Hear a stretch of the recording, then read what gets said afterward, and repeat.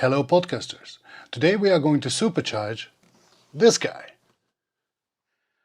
But why does it need to be supercharged in the first place? Because we all know this is a very capable device.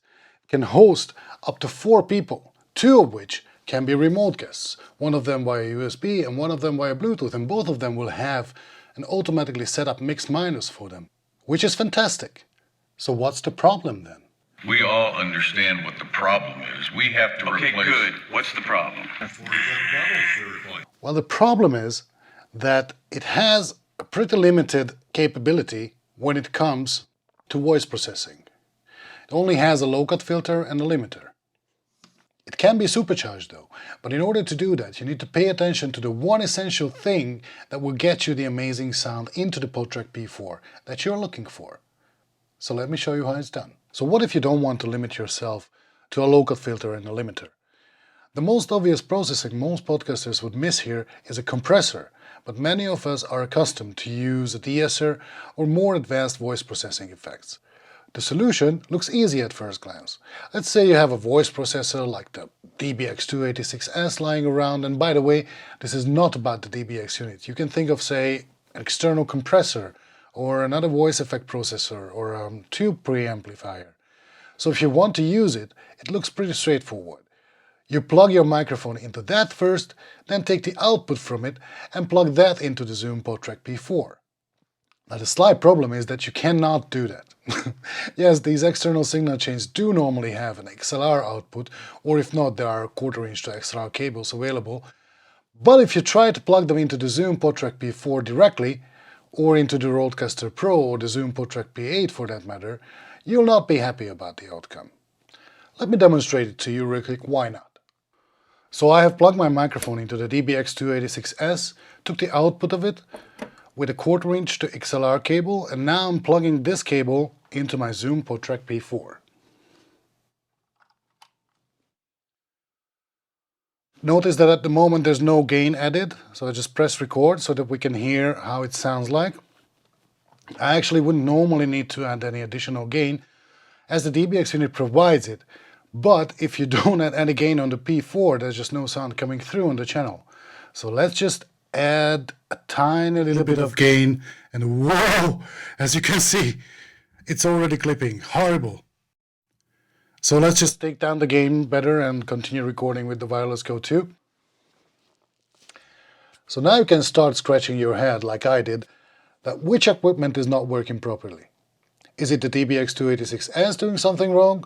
Did the P4 stop working? Is it something with the microphone? No. The good news is that all of them work just fine, until the point they are connected like this. So what's the problem then? And here I do appreciate that not all podcasters are audio engineers, I'm not one either. But there's a really simple thing that's causing this horrible sound, and we need to understand it before we can solve it. So the DBX286S, as well as many external compressors or signal chains, output a line level signal. And what I was just trying to do is to plug a line level signal into a microphone input. And you really shouldn't do that. Because, to put it in simpler terms, a line level signal is loud. A microphone signal, on the other hand, is quiet. And that's why you have preamplifiers in every single audio interface, mixer or podcast recording console, to amplify this quiet microphone signal to a level that you can work with.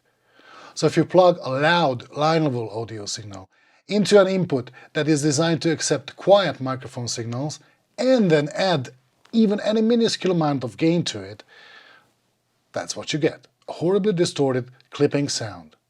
So what can we do about it? The solution comes in a little box that costs around 20-30 euros or USD, which is called the DI box.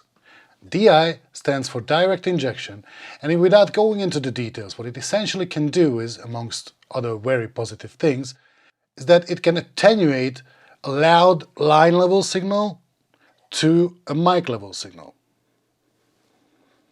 which is exactly what we need. What you will want to do is to plug your microphone into the external signal chain of your choice, then take the output of it with a 1/4 inch to 1/4 inch cable, and instead of plugging it right into the Podtrak P4, which you can't do anyway, plug it into the DI box first. So essentially put the DI box in between your signal chain and the Zoom Podtrak P4. Switch the attenuation switch to -20 dB. Then take an XLR to XLR cable from the DI box's output and now you can plug it into the Zoom Podtrak P4. And listen to the difference. So this is my microphone plugged into an external voice processor. In my case it happens to be the DBX286S without any processing. I've just added some gain on the DBX so that the unit can actually output sound, and I also added some gain on the Zoom P4 so that the channel is not muted until I see the meters reaching the desired level.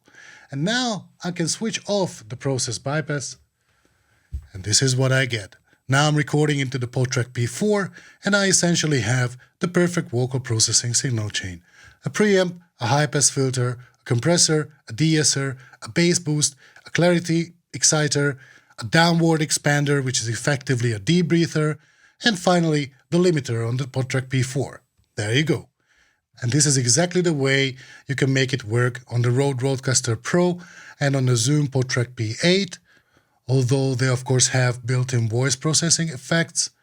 But if you happen to like your own compressor or your own signal chain better, then this is how you can make it work with the Podtrak P4, the RodeCaster Pro or the P8. I hope this is the sound you're looking for as well, and that you have enjoyed this quick tutorial. If that's the case, then I'd appreciate if you would hit the like button, and if you'd like to know all about podcast recording, have a look at my other videos.